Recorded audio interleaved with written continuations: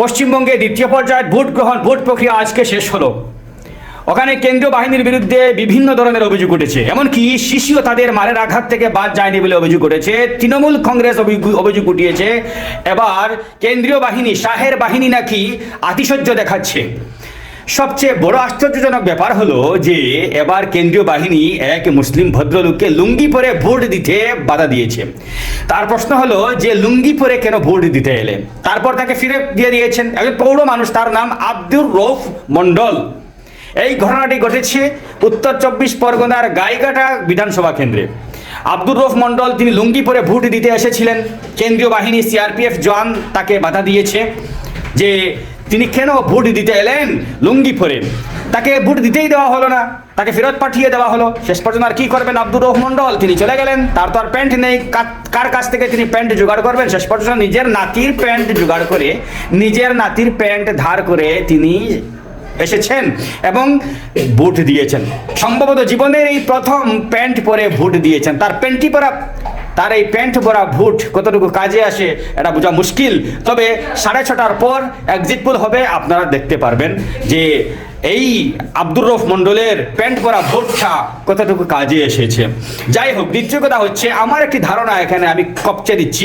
ধারণাটি হচ্ছে সিআরপিএফ জান ওই ভদ্রলোককে প্যান্ট পরে না আসার জন্য ভোট দিতে দেননি, লুঙ্গি পরে আসার জন্য ভোট দিতে দেননি। আমি আশাবাদী, আমি মোটামুটি 90% নিশ্চিত যে ওই সিআরপিএফ জান আসামের বাসিন্দা হতে পারেন। কেননা আসামের একটা লুঙ্গি এফেক্ট রয়েছে, আসামে লুঙ্গির উপর একটা এফেক্ট রয়েছে, লুঙ্গির উপর একটা ফতোয়া রয়েছে এবং লুঙ্গি হয়তো মানুষকে একটা নির্দিষ্ট সম্প্রদায়ের মানুষ বলে কটাক্ষ করা হয় রাজনৈতিকভাবে।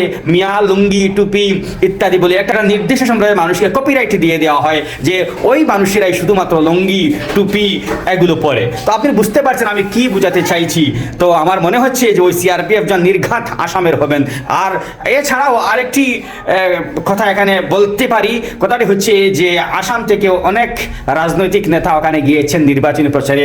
তাদের এই লুঙ্গি এফেক্টটা ওখানে কাজ করেছে কিনা সেটাও ভেবে দেখার বিষয়। আমার মনে হচ্ছে এরকমই কিছু একটা হয়ে যেতে পারে। মোটামুটি আসামের একটা ছায়া থাকবে, আসামের ছায়া থাকবেই ওখানে। কেননা লুঙ্গি নিয়ে এ পর্যন্ত পশ্চিমবঙ্গে কোনো ধরনের মন্তব্য, রাজনৈতিক মন্তব্য শোনা যায়নি। এই প্রথমবারের মতো শোনা যাচ্ছে যে লুঙ্গি পরে ভোট দেওয়া যাবে না। যাই হোক, শেষ পর্যন্ত লুঙ্গি পরে ভোট দিতে এলেন ওই ভদ্রলোক, তারপর দিলেন, তার ভোটাধিকার তিনি প্রয়োগ করেছেন। কিন্তু ওই সিআরপিএফ জওয়ানের বিরুদ্ধে ওখানকার স্থানীয় মানুষ গর্জে উঠেছিলেন, তার বিরুদ্ধে প্রতিবাদ করেছেন যে কেন লুঙ্গি পরে, সংবিধানের কোথাও কিংবা ইলেকশন কমিশনের কোনো ধারায় কি এটা বলা আছে যে লুঙ্গি পরে ভোট দেওয়া যাবে না?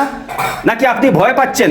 বা এরকম একটা প্রতিবাদ স্থানীয়দের মধ্য থেকে উঠেছিল, যার কারণে শেষ পর্যন্ত সিআরপিএফ জনতার দাবি থেকে, তার আইন থেকে, তার ফতোয়া থেকে তিনি সরে দাঁড়িয়েছেন এবং পরবর্তীতে যারা এসেছেন লুঙ্গি পরিহিত তারা নিরাপদে ভোট দিতে পেরেছে। শুধুমাত্র আব্দুর রৌফ মন্ডলের সঙ্গে এই ঘটনা ঘটেনি, ঘটনাটি অন্যান্য লুঙ্গি পরিহিত মুরব্বীদের ক্ষেত্রেও এটা ঘটেছে বলে জানা গেছে পরবর্তীতে। যাই হোক, তার লুঙ্গি কাজ করছে কিনা সেটা 6:30টার পর আপনারা বুঝতে পারবেন। এক্সিট পোল বেরোবে, আপনারা নজর রাখবেন। ধন্যবাদ।